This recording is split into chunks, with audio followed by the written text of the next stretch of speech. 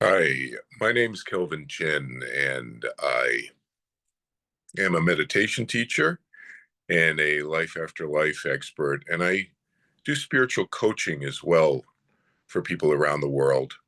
You can find me at kelvinchin.org or turningwithin.org. I wanted to today just say a few words because I've been asked a number of times for my advice and opinion on using psychedelics, ayahuasca, and other kind of external sources of supposed opening up of one's consciousness. And I think people ask me not only because I'm a meditation teacher, but because people know that just spontaneously, without the use of any of those psychedelics, of which I've never used any psychedelics in my lifetime, this lifetime, uh, people know that my past life memories opened up in my 20s. I learned to meditate when I was in my teens, as a teenager, and past life memories opened up in my 20s. And in my 30s, when I was in my 30s, I opened up and started communicating and with the other side and having many experiences to the point where the veil between this side and the other side is very transparent for me. So I think for those reasons, people will tend to contact me from around the world and ask me my opinion about the use of these external drugs and so forth. Um, and I'm not a big proponent of it. Now, you may say, those of you who've read my past life memory book, After the Afterlife, which I think I have a copy of here. Yeah, this one. You may this book here. You may think, well, wait a minute. You've had this experience as a Native American, uh, and it perhaps experimented with or used peyote and other psychedelics for shamanic purposes and so forth. When I was a shaman and leader in the Lakota nation, and that may be true, but I am who I am now, and who I was in the past is in the past. And so I've learned from my experiences and moved forward through my lifetimes. Um, and people may know also that I've been a Buddhist monk several lifetimes and so forth. So I'm steeped in meditation and spirituality from a number of different perspectives. Um, that said, with this 6,000 years of experience, that my memories go back at least 6,000 years so far, a couple of different lifetimes, based on my experience in spirituality through these many eons, uh, I've come to the conclusion that there's something inherent within us that self-regulates our system. And therefore, the more natural approach, and people may say, well, peyote is a natural, ayahuasca is natural, well, so is arsenic and hemlock. And you wouldn't take those just because they're natural. Um, when I say natural, what I mean is more internal within ourselves, using our own mind to expand its capacity in a natural way.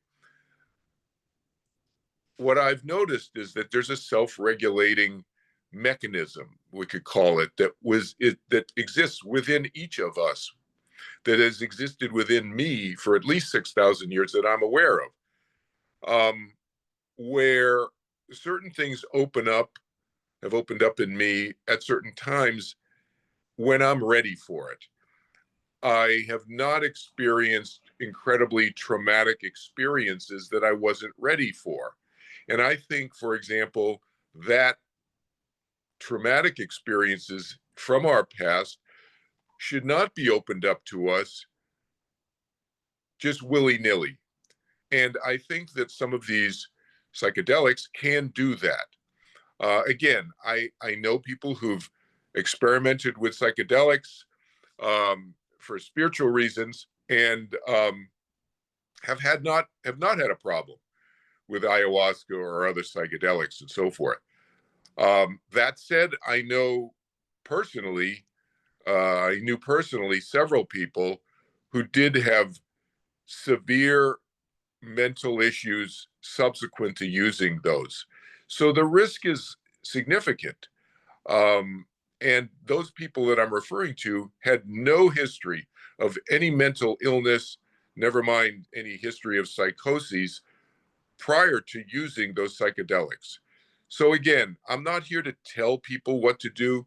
It's your choice and so forth. But since I've been asked so many times, I thought I'd just do a quick video sharing my perspective on it. Again, what you do is, your choice, etc. And I'm respectful of that. Um, but my experience is also separate from that issue of risk is what's the purpose?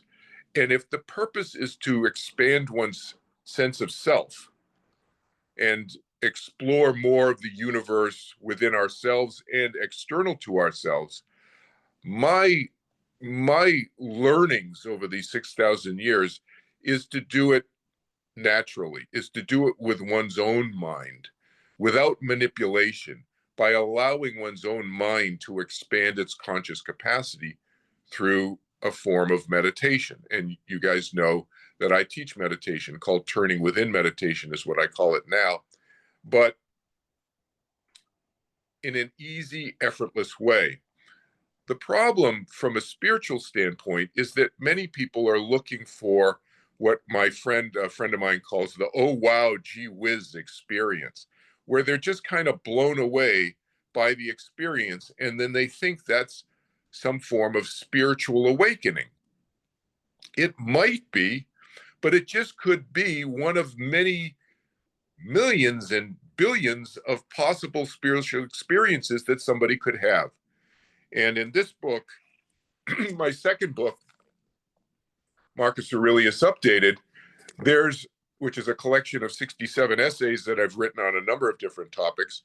There's a couple of essays in there about spiritual materialism. And it's a phrase that I've coined that points out that many people are looking for that, oh, wow, gee whiz experience. And they think that that's a sign of spirituality. And I point out in those essays that that's just one of many experiences. Those are just one of many experiences that one can have.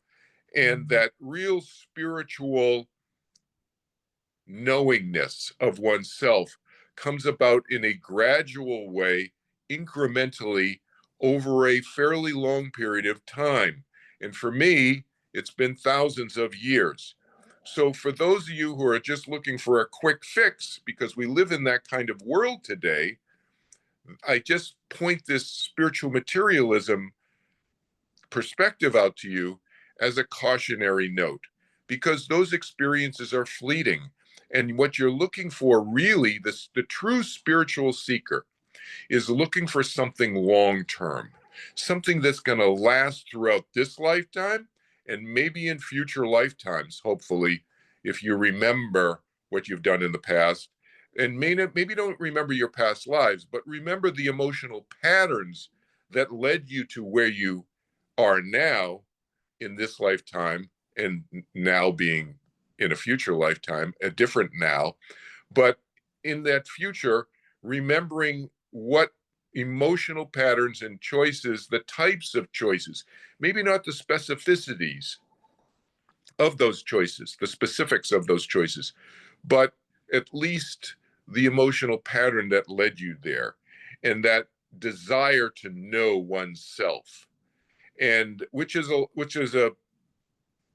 an objective that I think any spiritual seeker would agree is really what they're looking for. So I hope this has helped giving you some perspective on this question. Again, this is my opinion. What you do is your choice. From my essays on free will in this book of essays, You know, I'm a big believer in free will and personal choice, and it's your eternal life journey and your journey on which to make your own choices. So I respect that, but this is what I wanted to share with people, since I've been asked so many times from people around the world. So best of luck with you on your life journey, this lifetime and in your future lifetimes. And if you want to reach out to me, feel free anytime.